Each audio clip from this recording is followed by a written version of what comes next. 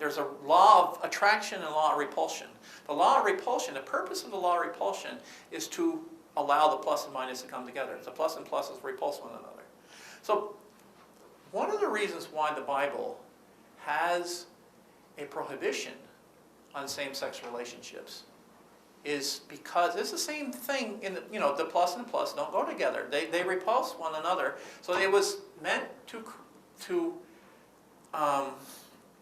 ensure that the opposites are, to focus upon the relationship between a man and woman. And in that relationship, you find the energies, the psychic energies, the passions of the human man and the human woman is channeled into something that is able to create society, create civilization. And this was seen by the biblical writers as God's plan for a godly social order. The cornerstone, have a covenant. Individual covenant, yes. Mature individuals, yes. But this relationship between man and woman is absolutely essential because it channels the energies. These two polar opposites, they come together. That's why, the two become one flesh. And out of this flesh, something greater is created.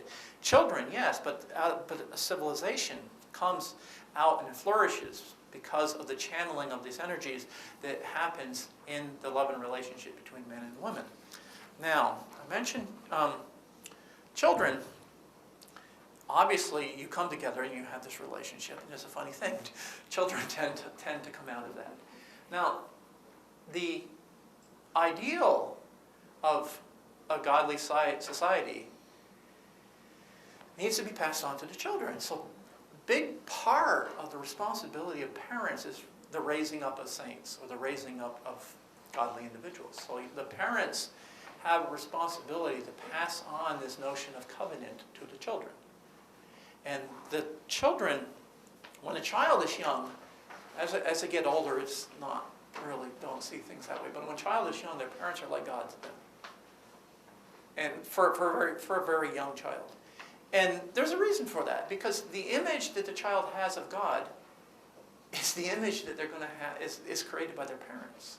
And so a lot of people's relationship later to God has a tendency to be somehow tied up with the relationship they have with the parents. And the Puritans knew this, and they understood that one of the primary responsibilities of the parents is to pass on this covenantal ideal to their children to raise up saints. Education was a big part of that. And that's why the idea that the state would take control of the education would be considered insane, because education was an essential aspect of raising of children. And the raising of children is primarily the responsibility of the family. So this is they're talking about putting parents back in charge of education. Well, they never should have been taken out of charge to begin with. So this is, we could spend a whole topic on that, but it's the education of the children is a very key part of raising them. And education is not just an academic. The Puritans, again, they're focusing a law on a proper ordering of the passions. And the children, before a child reaches the age of reason, where they can engage in analytical thought and are capable of higher mathematics or whatever, you have largely a being that's influenced emotionally. And so an important part of the education and raising of children in the beginning is to get the child to have an affection for good and a disaffection for evil. So the kind of things they play, the kind of entertainment that, the kind of, then they have TV back then, but the kind of things that interact with the passion, your play, your entertainment, your music, whatever, these things elicit passions. What kind of passions? And where are those passions directed? Something we don't pay attention to today. There's a lot of the institutions that we talk about the content of the education. But there's a book by Alan Bloom, philosopher Alan Bloom. It's called The Closing of the American Mind. And he talks about a lot of our music, our entertainment, our television, a lot of the institutions within our culture do more damage through the destruction of the passions than the actual. The left monitors television for violence, and the right monitors the television for content. And neither one of them realized that for a young age, it's not so much the content. It is rhythm, beat, the passions that are elicited. And so the role models, is the cartoons. You see your cartoons is the family, the parents being seen as, these are idiots. They're the bad guys.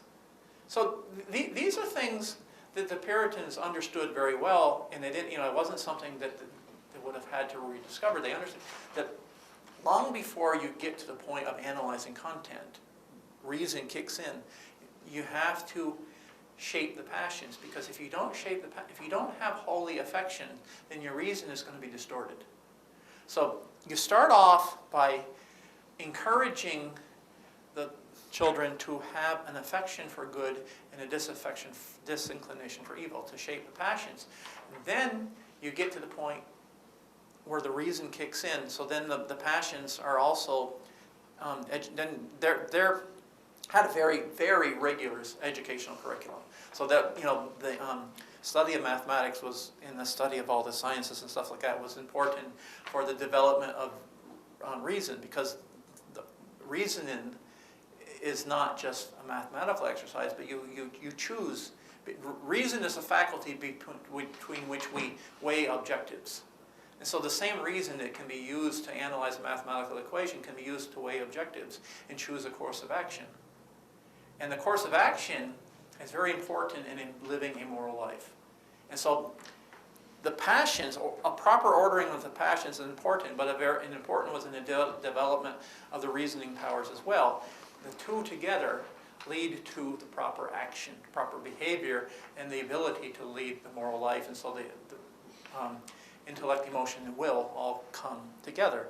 And you have the people leading a godly life. Now the family, as a cornerstone of society, had a covenantal responsibility to give to their community, to become a productive part of their community and try to ensure that the community become a flourishing place. And so you have people, in the first section we talked about this quote from Alexis de Tocqueville: Americans are always forming associations, where over in France and Europe you have a government or some bureaucrat doing it. And here, for a long time, it's not so as much true now as it was then.